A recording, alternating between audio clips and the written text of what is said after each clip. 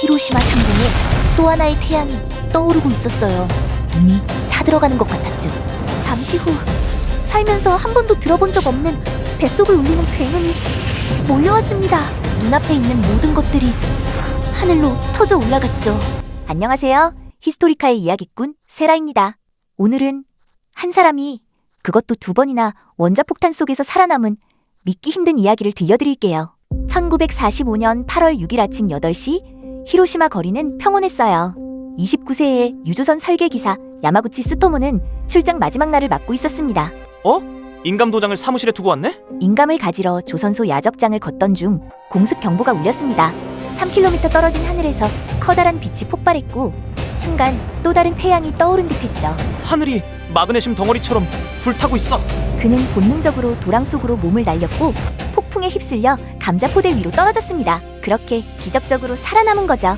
전쟁의 비극은 거대한 전략이 아니라 예측할 수 없는 작은 우연에서 갈립니다. 그날 인감 도장을 두고 온 사소한 실수가 그의 운명을 바꿔놓았습니다. 왼쪽 귀는 터져 아무 소리도 들리지 않았고 팔과 얼굴은 화상으로 부풀어 올랐어요. 세상은 잿빛 어둠에 잠겨 있었고 거대한 버섯구름이 하늘을 찢고 올라가고 있었어요. 분명 아침이었는데 저녁같이 어두웠습니다. 같이 출장 온 2 동료도 살아있는 것을 확인하고 그들은 방공호로 기어가 첫날 밤을 버텼습니다. 8월 7일 아침 운행 중인 기차를 찾아 강을 건넜습니다.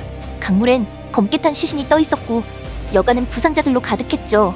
8월 8일 새벽 야마구치는 나가사키에 도착했어요. 곧바로 병원으로 옮겨졌는데 화상이 너무 심해서 가족도 처음엔 못 알아봤죠. 그럼에도 다음날 아침 그는 출근했습니다. 1945년 8월 9일 오전 11시경 야마구치는 상사에게 히로시마에서 본 광경을 설명하고 있었습니다. 정말이에요. 히로시마에서 본 건 어마어마한 폭발이었어요. 도시가 한순간에 사라졌다고요. 그런 말도 안 되는 미친 소리가 어딨어? 그리고 그 순간 나가사키 하늘에서 2번째 태양이 떠올랐습니다. 이번에도 폭심지에서 약 3km 떨어져 있었죠. 직접적인 충격은 피했지만 폭풍이 화상 부위를 감싼 붕대를 찢어버렸죠. 상처는 그대로 노출되었고 그 후 몇 주간 그는 고열과 구토에 시달렸습니다. 다행히 가족은 무사했습니다. 아내는 남편의 이야기를 듣고 아이들과 미리 방공호에 숨었어요. 연고와 치료 준비까지 해두고 있었죠. 그날 이후 아내와 아이들의 생존은 그가 살아야 하는 이유가 됐습니다. 그의 딸 도시코가 기억하기로는 아버지는 여름이면 머리카락이 다 빠졌고 12살이 될 때까지 항상 붕대를 감고 계셨어요. 말년엔 백내장과 급성 백혈병이 그를 괴롭혔습니다. 원폭은 단 한순간의 폭발이 아니라 평생을 갉아먹는 고통이었거든요.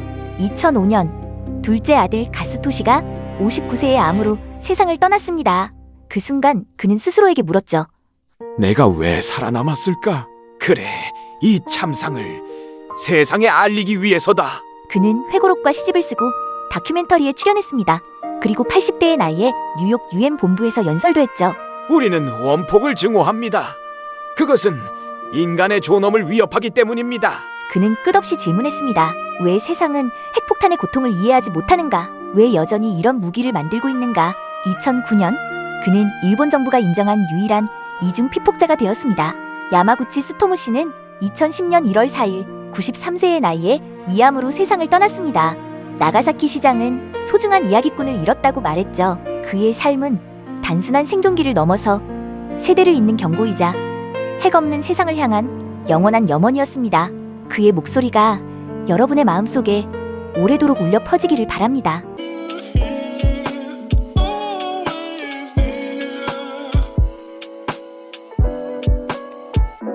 Fantastic.